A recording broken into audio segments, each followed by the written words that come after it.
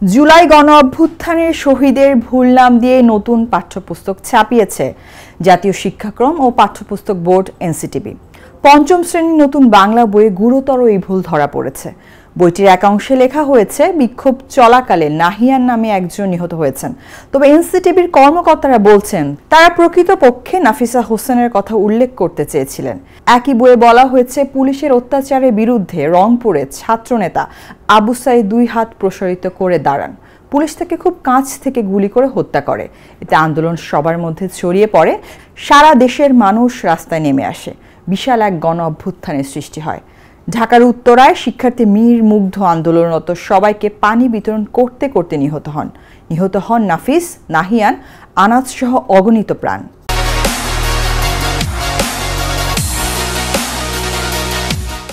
মায়ের কোলে শিশু, বাবার সাথে খেলতে থাকা শিশু, রিকশাওয়ালা, শ্রমিক, কৃষক, ফেরিওয়ালা, চাকুরিজীবী, মা, পথচারী কেউ বাদ যায়নি। সারা দেশে হত্যা করা হয় হাজারো মানুষকে। বইটি ছাপার দায়িত্বে থাকা পাঠ্যপুস্তক বোর্ডের কর্মকর্তারা একটি গণমাধ্যমকে বলছেন তারা শহীদদের মধ্যে একজন নারীর নাম যুক্ত করতে চেয়েছিলেন। এক্ষেত্রে তারা টঙ্গীর শাহাজউদ্দিন সরকার উচ্চ মাধ্যমিক স্কুলের এইচএসসি পরীক্ষার্থী নাফিসার নাম অন্তর্ভুক্তির সিদ্ধান্তে উপনীত হন। সাভারে বিক্ষোভ চলাকালীন সময়ে আইন প্রয়োগকারী সংস্থার সদস্যদের গুলিতে নিহত হন নাফিসা। আর জুলাইয়ের গণ অভ্যুত্থানে নাহিয়ান নামে আদৌ কেউ শহীদ হয়েছেন কিনা তা নিরপেক্ষভাবে যাচাই করা সম্ভব হয়নি। ভুল চিহ্নিত করার বিষয়টি নিশ্চিত করে এনসিটিবির চেয়ারম্যান অধ্যাপক এ.কে.এম. রিয়াজুল হাসান জানিয়েছেন পিডিএফ সংস্করণে বিষয়টি সংশোধন করে শিগগিরই স্কুলগুলোতে পাঠানো হবে।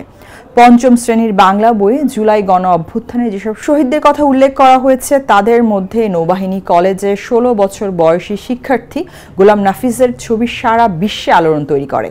ওই ছবিতে দেখা যায় পুলিশের গুলিতে রক্তাক্ত নাফিস একটি রিকশার পাদানিতে নিশ্চল অবস্থায় পড়ে আছেন। এ সময় তার মাথায় বাংলাদেশের লাল সবুজ পতাকা বাঁধা ছিল। এই ছবিটি আবু সাঈদ ও মুগ্ধের ছবির মতো গণ অভ্যুত্থানের অন্যতম প্রতীকে পরিণত হয়।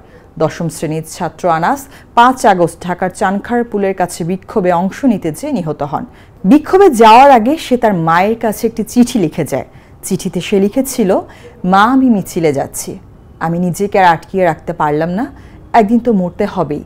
তাই মৃত্যুর ভয় করে স্বার্থপরের মতো ঘরে বসে না থেকে সংগ্রামে নেমে গুলি খেয়ে বীরের মতো মৃত্যু অধিক শ্রেয়।